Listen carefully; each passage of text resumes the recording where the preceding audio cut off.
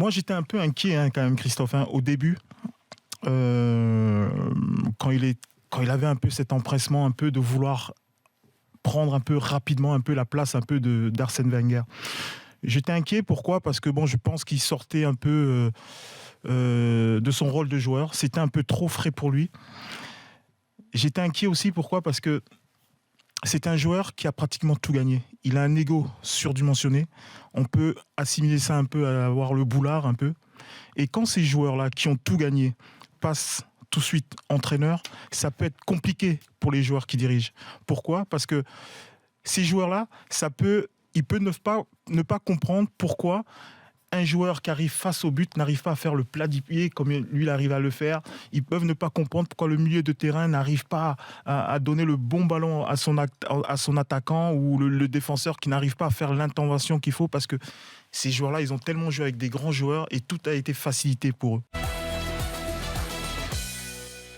C'est une légende en Angleterre encore plus qu'en France. Non, mais au-delà du fait que ce soit une légende, on est tous d'accord, mais il n'a jamais entraîné. Être numéro 3 avec la Belgique, c'est pas avoir un club tous les jours, avoir 25 joueurs quand il va rentrer dans le vestiaire, tous les joueurs vont l'écouter. 11 qui vont jouer, quoi. Tous les joueurs, quand il va rentrer dans le vestiaire, encore plus en Angleterre, vont l'écouter parce qu'il a une aura. Je pense que, tu vois, s'il dit à un joueur de faire ci, de faire ça, je pense que ça va pas moufter.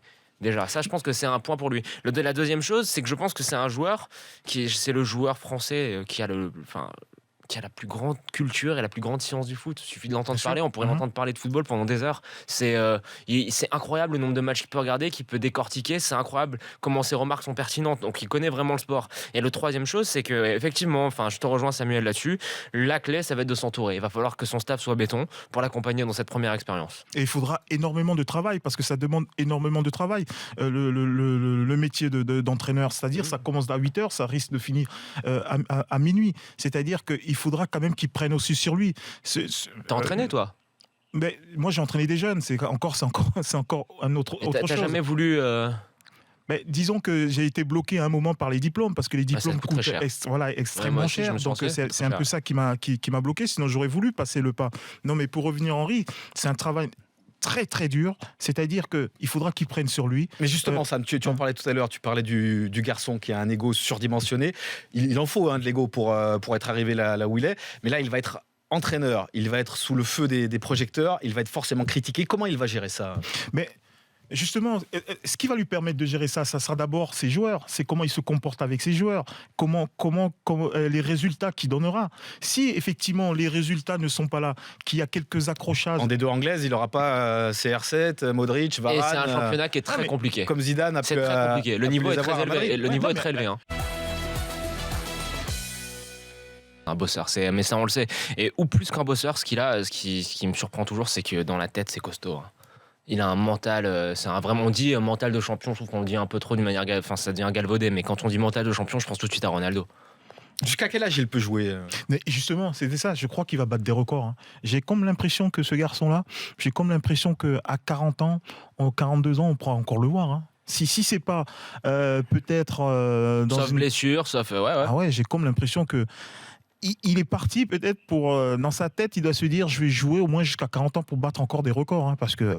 Regardez l'évolution physique pour ceux qui nous regardent sur BFM Sport, sur RMC ça va être plus compliqué, mais c'est vrai qu'on voit des images de lui à Manchester, il avait 17-18 ans quand il était arrivé du Sporting Portugal, c'était un gamin, bien clairement. Sûr, ouais. Aujourd'hui, c'est Hulk, c'est Terminator.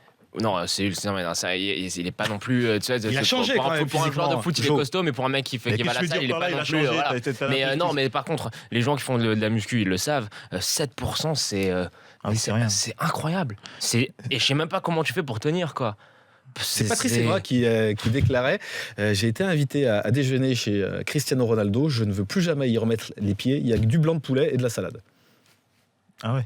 C'est ce que je mange à tous les repas, mais j'arrive pas à descendre en dessous de 9, ça me semble déjà être un seuil. Mais t'es pas Cristiano Ronaldo, je sais que t'aimerais bien, mais... Non, mais ce que je veux dire, c'est que c'est incroyable. Mais c'est même pas... En fait, ce qui est incroyable, c'est même pas juste de descendre à 7%, c'est de le tenir. c'est de le tenir à l'année. Et tu le vois en fait, si on parle de ça, c'est parce qu'on le voit dans son jeu. La tonicité qu'il a, l'année dernière encore, quand il met se retourner là, faut en avoir, hein, faut être super gainé, faut être tout en muscle et tout en puissance. Donc ouais, non, c'est remarquable. Non, mais... Et je suis d'accord avec toi, j'ai hâte de... c'est un mec, surtout, c'est dur de le critiquer maintenant. Je crois qu'il a compris une chose, je crois qu'il a compris que lui, pour être performant, il est obligé d'être aussi mal au niveau physique. Il peut pas forcément, c'est pas un joueur... C'est ce que je disais, c'est pas un Messi, c'est pas un Zidane. Messi, voilà, c'est-à-dire que il a besoin d'être costaud physiquement. Voilà, je suis pas en train de dire que c'est un manchot, hein, loin de là, mais sa principale qualité, c'est son corps. Je pense qu'il est moins doué que Messi, hein, intrinsèquement.